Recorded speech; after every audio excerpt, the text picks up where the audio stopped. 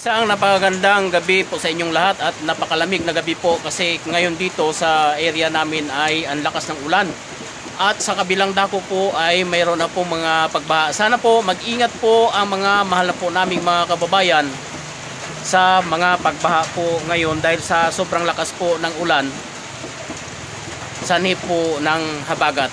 Pero bago po tayo magpatuloy mga kaibigan, ay hinihingi ko po ang inyong suporta. Ang pag-like at pag-subscribe ay isang napakahalagang bahagi na po at malaking tulong na po sa aming mga content creator. Ngayon po mga kaibigan, ito po ang sitwasyon po dito sa lugar namin, dito po sa aming syudad.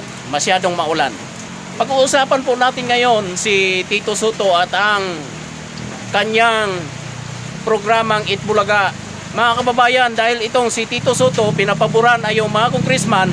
Pag congressman ang sabit sa investigasyon at ang congressman ay may isyo, tahimik siya. Bakit tahimik ang ating Senate President na samantalang ang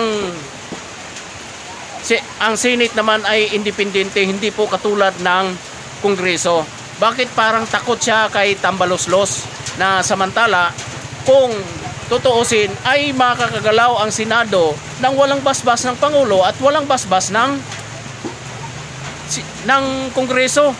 Pero bakit ganun na si Tito Soto na siya mismo ang dapat at veterano na manguna ng maayos at tapat na maglingkod at manguna sa kanyang mga nasasakupan, ay bakit parang tinatraidor niya?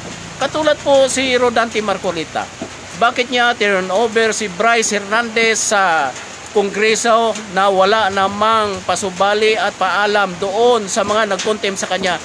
Ano nga po ang sabi ni Rodante Marcolita na ang Blue Ribbon Committee ba ay kalabisan na? Parang may naamoy po akong hindi maganda sa pag-iimbestiga po ito. Parang mawawala na. Pero kung kapwa senador po ang nasasabit sa isyo, parang galit si Senador Tito Soto sa kapwa senador, pinipigilan at binabanatan.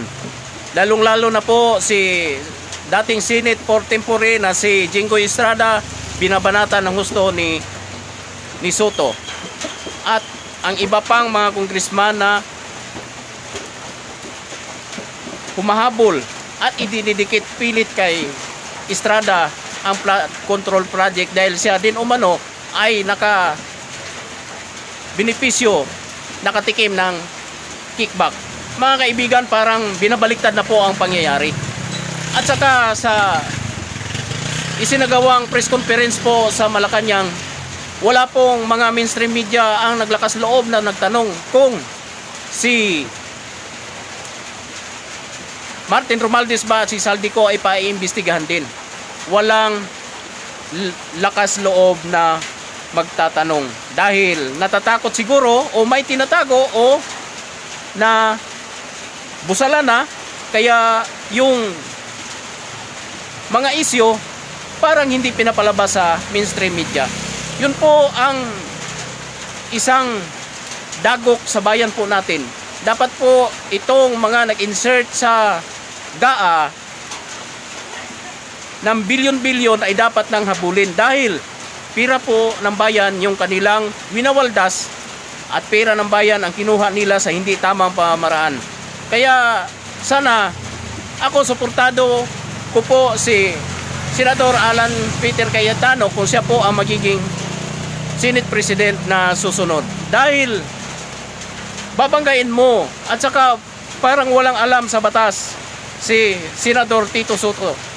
Si Senador Tito Soto ay nag-graduate po sa University of School Bukol. Kaya kung maaari po, pati yung kanilang non-time show na Itbulaga, iban po natin. Huwag po nating tangkilikin, huwag po nating panoorin dahil si Senador Tito Soto ay isang bias na Senate President. At halatang halata ang kanyang mga kasinungalingan. May naamoy na po ako dahil pilit nilang inuugnay ang mga korupsyon kay Pangulong Duterte tinatanong nila yung 2016. Ang layo-layo. Ngayon, trilyon ang nawawala sa kaban ng bayan noong nagsimula ang 2022 sa pag-upo ni Dayunyor. Ngayon, inaatras nila. Parang hindi maganda. Parang gusto nila munang imbestigahan si Pangulong Duterte para madagdagan ang kaso na isasampa na naman doon sa dahig.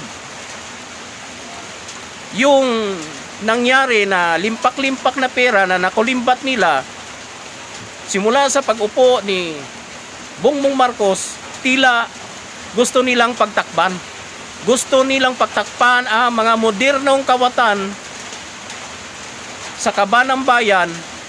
Gusto nilang mawala ang isyo at doon ibabaling po kay Duterte. Kaya nakikiusap po ako, iban po ang Itbulaga, mga kaibigan. Maraming salamat po sa inyong walang sawang pagsubaybay.